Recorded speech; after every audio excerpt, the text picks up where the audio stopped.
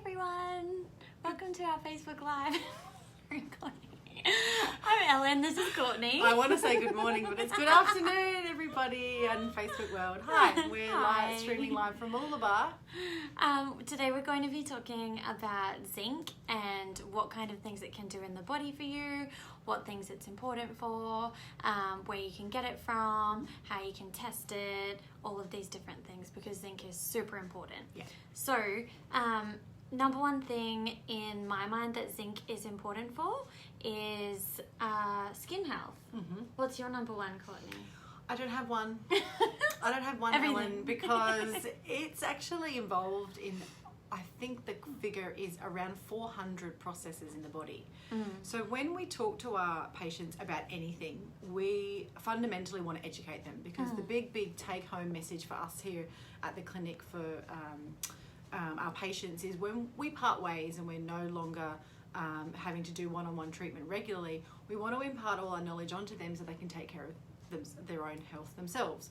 So when it comes to nutrients and quality and I suppose function, I probably talk about zinc all day. In fact, I just came for an appointment where I said these very words, that there's 400 jobs that it can do. It's super important, and you can have symptoms ranging from gut to skin to immune to hormones, all relating down to one little guy, and so important. So I have 400 reasons why zinc's important. Maybe you don't have time for that. Oh, okay. So in terms of what it's important for gut health, is that zinc is what actually makes a lot of your hydrochloric acid in your gut. So hydrochloric acid important for breaking down all of your other foods. So a really interesting thing that Courtney and I explain to patients is how zinc is important for hydrochloric acid. Hydrochloric acid breaks down your foods to get the zinc, and then the zinc makes the hydrochloric acid, and the hydrochloric acid gets the zinc. So if you're deficient in the zinc, it's going to be a massive kink in the chain for that whole reaction to happen. Absolutely. And that's a flow-on effect that makes a lot of other nutrients can become deficient just because of one nutrient to start with. Yeah. So zinc important for so many different things. Hormones, all to do with your progesterone, relies a lot on zinc, which is your feel-good, happy hormone, cool, calm and collected, all of those good things that you want lots of. Other kinds of things to do with zinc is that it can be used for skin healing. So things we use that for can be for things like eczema, psoriasis, acne specifically, especially if it's hormone related or especially if it's gut related. And how we test zinc, maybe that's a good one. Yeah. So we can test zinc through a blood test. You can also test zinc through a zinc tally test because your taste buds will change based on the deficiency. Do you use that much in clinic, Courtney, or mainly blood? We can, yeah. I find it's really good for the little ones because I think they like things that are interactive. I think that they learn when there's something physical in front of them. It can be a bit of fun because they think they're going to taste something really gross, and if there's nothing, I get to explain that that's probably because your zinc's really low, and then zinc can do all these cool things. Something I was thinking of when you mentioned the hydrochloric acid vicious cycle. Is hydrochloric acid for enzymes in digestion? Absolutely. Stomach acid has a role of being our first line of defense to bugs and pathogens. So when we stomach acid there to break it down, but also to kind of kill off any nasties.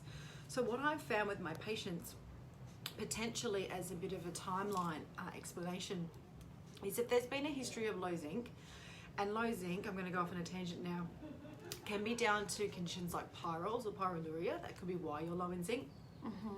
But coming back to the low zinc itself, that can actually be the first step or reason that someone is more susceptible to getting more pathogens and gut infections, particularly things like parasites. Excuse me, I just have to have a little bit of cough because we're live. I'm going to have to do it here. Excuse me. So I can actually determine the reasoning and the history behind someone's recurrent gut issues and bouts of gastroenteritis, because there's them with their low zinc initially. Zinc wasn't there as a first line of defense. They're susceptible to all these pathogens. The pathogens become part of the problem. Then that ensues other sort of ongoing issues in mental health and low GABA and low serotonin.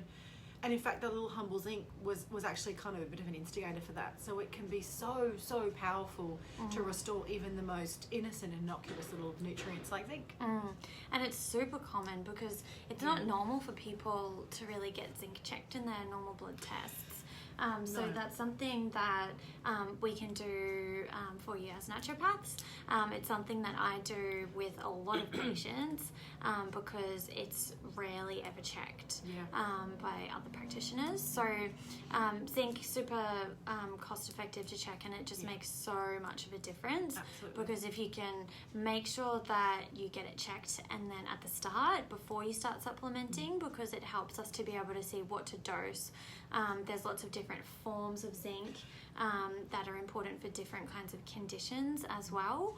So the conditions can range from all of those things that we've spoken about, but if you know what you're dealing with and you know what kind of dosage that you need, it helps you to be able to get the right form of zinc for the specific thing that you're working on as well. Getting it checked, like any nutrient you find deficient, you find that it's deficient. You treat with a supplement. You test and reassess if that supplement's been doing its job. Has it been effective to pull up the zinc levels? Is it enough? Do you need to now stop that supplement? Because it's important not to take something that you don't need.